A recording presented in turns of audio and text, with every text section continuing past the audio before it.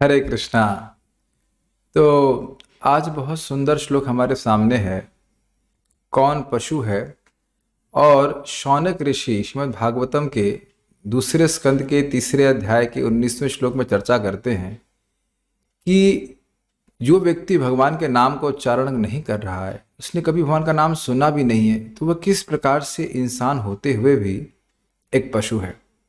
और इसके द्वारा एक महान ऋषि से हम सुन रहे हैं जो कि 10,000 ऋषियों का कुलपति था और 88,000 ऋषियों की सभा में नैमिषारण्य में बोल रहा है। तो व्यक्ति को विचार करना होगा कि उनकी बात गलत नहीं हो सकती है, और गलत अगर हैं तो हम हैं, अगर हम अपने जीवन में भगवान के नाम को महत्व नहीं देते हैं। तो 4 पशु याद रखिएगा: कुत्ता, गधा, सुअर और ऊंट।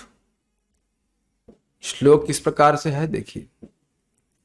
श्वविडवराहोष्ट खर है संस्तुतः पुरुषः पशु नयत कर्ण पथोपेतो जातु नाम गदाग्रजः। श्रीमद् भागवतम दूसरा स्कंद तीसरा अध्याय 19वां श्लोक।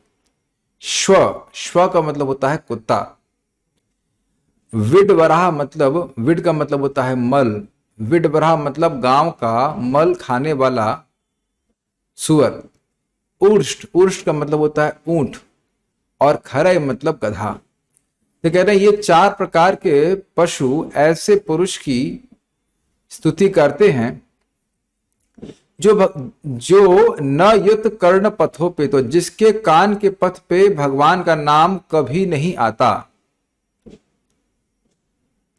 न यत कर्ण पथ उपेत, कान है उसमें एक पथ है, और उपेता मतलब आता नहीं यत कर्ण पथ उपेता, जिसके कर्ण के पथ पर नहीं आता है। न जातु कभी भी नहीं आता, मतलब जीवन में कभी भी नाम, या नामानी शब्द नहीं है, नाम शब्द एक बार भी।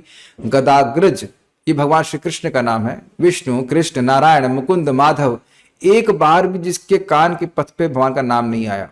इसका अर्थ समझने का प्रयास कीजिए। देखिए, जो भगवान का नाम ही एक बार नहीं सुना है तो भगवान की कथा क्या सुनी होगी।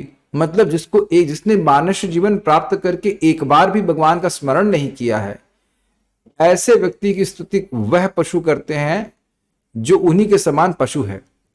कुत्ता, मल खाने वाला सुअर, कटीले झाड़ खाने वाला ऊंट, और व्यर्थ में परिश्रम करने वाला गधा। इसका अर्थ क्या है? इसका अर्थ देखिए, कुत्ता अत्यंत अपमानित रहता है, उसे कोई सम्मान नहीं करता। इस जगत में लोग बहुत पढ़ाई लिखाई करके क्या करते हैं, बस यही तो हमको कहीं जाना पड़ता है, पूंछ हिलानी पड़ती है कि हमें नौकरी पे रख लीजिए। कुछ बेसिकली जैसे कुत्ता रोटी के लिए ललायित रहता है, उसी प्रकार से 2 टुकड़े रोटी के लिए ललायित रहता है, उसी प्रकार से लोग मनुष्य जीवन प्राप्त करके भी कुछ छोटी मोटी नौकरी के चक्कर में ही पड़े रहते हैं, भगवत धाम जाने के प्रयास में नहीं रहते। विडवराह वह मल खाता है। अच्छी वस्तु प्राप्त होने के बाद भी एक सुअर मल ही खाएगा। उसी प्रकार से इस भौतिक जगत में देखते हैं, भौतिकतावादी व्यक्ति कहते हैं हम तो खाने पीने वाले व्यक्ति हैं, कुछ भी खाएंगे। अरे इंसान को, व्यक्ति को भगवान का प्रसाद खाना चाहिए, लेकिन वह ना खा करके लोग कुछ भी खाते हैं।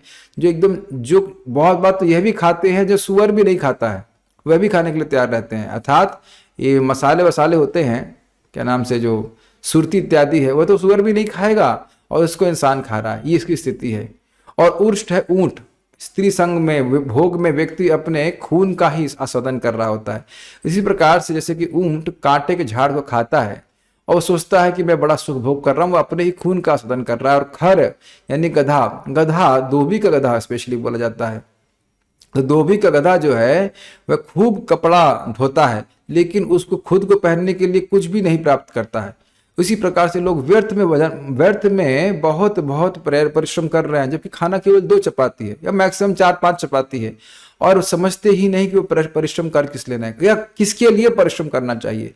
तो जैसे एक पशु, गांव का पशु पूरी तरह अनभिज्ञ है कि भाई मानव कि हमको ये जीवन किस लिए दिया गया है, पशु भी जी रहा है ना, वह किस प्रकार से हमारा जीवन भगवान के भजन के लिए होना चाहिए, तो पशु समझ ही नहीं सकता। इसी प्रकार से भले ही व्यक्ति नराकार है, इंसान के शरीर में है, लेकिन उसकी बुद्धि प्राय बिल्कुल पशु की तरह है, जिसमें आत्म साक्षात्कार का या भगवान के पास वापस जाने का, मुक्त होने का कोई प्रश्न नहीं उठता। इसीलिए कह रहे हैं न यत कर्ण पथो पे तो जातु नाम गदाग्रजा। उसके कान के पथ पर भगवान का नाम कभी आया ही नहीं। अब प्रश्न ये बनेगा कि गदाग्रज नाम क्यों रखा जा रहा है? भगवान के बहुत सारे नाम हैं। तो कह रहे हैं देखिए यहाँ पे 4 प्रकार के दोष हैं, कुत्ता, सुअर, ऊंट और गधा। ये 4 दोष बताए ना मैंने इनके। कुत्ता अपमानित होता है, सुअर मल खाता है और ऊंट कटीले झाड़ को चबाता है और सुख मानता है, और गधा व्यर्थ में परिश्रम करता था। ये एक प्रकार की कह सकते हैं आप गलत आदत हुई, बहुत बुराइयां हुई। तो कह रहे हैं गद का मतलब बुराई, गद का मतलब बीमारी, और मूल बात है गद का अर्थ है अविद्या, और गद प्लस अग्र प्लस ज, यानी कि अविद्या रूपी बीमारी के सामने जो उपस्थित होकर उसको नष्ट करता है, ऐसे भगवान श्री कृष्ण के नाम का उच्चारण वो कभी नहीं करते। इस जगत में आप देखिए ये होता ही है। जो नियमित रूप से इस भगवान श्री कृष्ण का नाम का उच्चारण करता है, हरे कृष्णा कृष्ण कृष्ण हरे हरे, हरे राम राम राम हरे हरे, तो वो अपने जीवन में स्वयं अनुभव करता है कि किस प्रकार से क्रमशः उसके जीवन की सारी बीमारी यानी सारी जो गंदगी है वह साफ होती चली जाती है। लेकिन ऐसा नाम को उच्चारण नहीं करता है, जो लोग नहीं करते हैं, उनके जीवन में हमेशा बीमारी बनी ही रहती, चाहे वो कितना व्रत कर लें और चाहे कितनी तपस्या कर लें, लेकिन हृदय में गंदगी नहीं जाती है। तो ऐसे पवित्र भगवान के नाम का उच्चारण जो नहीं करता या कभी सुना भी नहीं उसने, तो वह तो व्यक्ति समान पशु के समान है। तो हमारे ऊपर है कि हम अब इसको सुन रहे हैं श्लोक को, तो अपने जीवन में भगवान के नाम को महत्व दें या ना दें। क्या हमें विचार करना चाहिए कि हम पशु की तरह जन्म लिए, हमको नहीं पता था भगवान के बारे में, अब पता है कि कृष्ण भगवान है, तो क्या अब भी हम भगवान का भजन ना करें? देखिए अगर हम आज मर जाएं तो काफी संभावना है कि इन्हीं चारों में से योनि में से कोई हम पहुंच जाए या किसी और निम्नतर योनि में पहुंच जाए। तो लोग समझ नहीं पा रहे हैं कि मनुष्य जीवन कितना लाभकारी है और कितना खतरनाक है। इसमें कर्म का बंधन लगता है, गलत कर्म करेंगे तो पशु योनि को प्राप्त कर जाएंगे। और कभी लोग इतने निर्लज्ज होते हैं, कहते हैं हाँ पशु मिल जाएंगे तो क्या दिक्कत है। इतनी अज्ञान है कलयुग में।